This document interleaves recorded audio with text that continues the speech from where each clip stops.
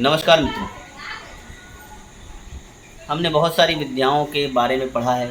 जो ज्योतिष के जिज्ञासु हैं वो वैदिक पढ़ते हैं, आगे बढ़ते हुए नाड़ी पढ़ते हैं, कृष्णमूर्ति पद्धति में आते हैं, बहुत बारीक गणनाओं के ऊपर आते हैं तो सब लॉट के ऊपर चले जाते हैं। ज्योतिष में बहुत सारी विद्याएं हैं, लेकिन पिछले 22-23 सालों के अनुभव के बाद मुझे एक बात बहुत आसान तरीके से समझ में आई, जो मैं आप लोग के सामने रख रहा हूँ। इसी की क्लासेस भी मैं ले रहा हूँ और कुछ टुकड़ों में मैं वीडियो के माध्यम से समझाने का प्रयास करूँगा, तो आप लोग समझने का प्रयास करें। आप देखें कि मैं कैसे समझाना चाहता हूँ।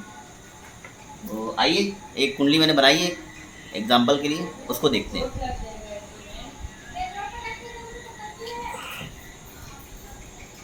देखिए, मेष लगन की कुंडली है। मेष लगन, इसका मालिक मंगल होता है। अच्छा, अब मंगल तो जितने भी मेष लगन में पैदा होंगे, मान के चलिए कि अगर रोज पूरे विश्व में केवल 12 लोगों को जन्म हुआ है तो एक व्यक्ति तो मेष लगन में पैदा हुआ ही है, ठीक है। लेकिन उसका मंगल कैसा है, वो उसकी यात्रा कैसी है, वो अपने जीवन में प्रोग्रेसिव है, उन्नति करेगा, संकट पाएगा, उसको लाभ मिलेगा, उसको हानि का सामना करना पड़ेगा, वो अपने जीवन में स्ट्रगल करेगा या सफलता पाएगा, इस पर नज़र डालते हैं आज हम। तो मंगल यहाँ पर एक अनुमानतः हमने माना है 10 अंश का है। अब इसको आप कहीं भी मान सकते हो, मैंने लग्न पे समझाने के लिए बताया है। तो हम यहाँ पर शनि के पीछे और आगे होने के प्रभाव की बात करते हैं। मंगल के पीछे शनि, ध्यान दें बहुत गौर से, वो 10वें भाव का और लाभ भाव का मालिक है। इसका अर्थ है कि पहले पॉजिटिव पॉइंट क्या है, इस मंगल के अंदर एक उत्साह है, कुछ कमाने का जज्बा है, कुछ पाना चाहता है। लेकिन मामला यहाँ ख़त्म नहीं होता। ये तो बहुत इसी आसान बात बता दी मैंने, थोड़ा गंभीर होकर सोचते हैं। मंगल यहाँ पर, क्योंकि हम लग्नेश की बात कर रहे हैं, मंगल का मित्र कौन होगा? सूर्य, सिंह का मालिक, गुरु, धनु राशि का मालिक गुरु।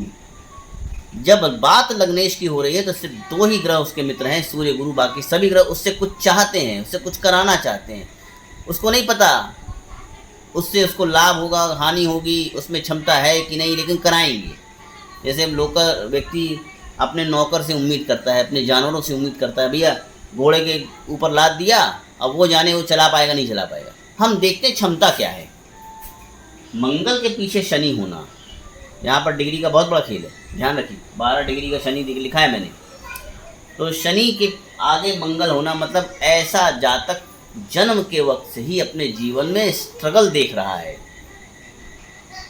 उसका पिता, उसका परिवार, उसका पैतृक जो समुदाय है, उसका जो परिवार है, संबंधी कुटुंब है, वो स्ट्रगलिंग फेस कर रहा है। उसके जीवन में अभाव, अपेक्षा रही है, अभाव और परेशानियां रही हैं। अच्छी बात क्या है, वो मेहनती परिवार से है, मेहनत करना चाहता है। ये क्यों नहीं कर रहा है? मंगल पीछे बाधकेश भी है, इसका ध्यान रखें। इसका अर्थ है कि मंगल स्वास्थ्य से भी कमज़ोर है। आगे वाला देख लेते हैं। मंगल के आगे शनि बैठा है। अब पीछे हटा दो, आगे शनि बैठा है। मतलब जब कुछ करने जाएगा, कुछ कमाने लगेगा तो बीमार होना शुरू हो जाएगा, शरीर में व्याधियां उत्पन्न हो जाएंगी। और इतनी सी बात समझाना चाहता हूं मैं कि आगे और पीछे के महत्व क्या है। अब आप इस वीडियो को गौर से देखें और ये विषय यहाँ पर ख़त्म ना करें। अपना चार्ट देखें, वो किसी भी लग्न का हो, उसको देखें आप कि लग्नेश का संबंध जो है वो उसके ही मूल त्रिकोण लग्न, पंचम, नवम के स्वामियों से अगर बन रहा है, मतलब जीवन उन्नतशील है, आसान है। और यदि अशुभ ग्रहों से बन रहा है, वो स्ट्रगल है। आगे पीछे, आगे हम और विषय पे चर्चा करेंगे तो और समझाने का प्रयास करेंगे। हम धन पे भी ऐसी चर्चा करेंगे, धन कमाया कि गंवाया। बने रहे मेरे साथ, धन्यवाद। आप मुझे फॉलो कर सकते हैं, आपकी इच्छा हो तो। फेसबुक पर मैं आपको मिल जाऊंगा, एस्ट्रोलॉजर निशांत ताम्रकार के नाम से, आप जुड़ सकते हैं मुझसे। मैं कोशिश करूंगा इसी तरह कुछ पॉइंट आपको बताने की। धन्यवाद।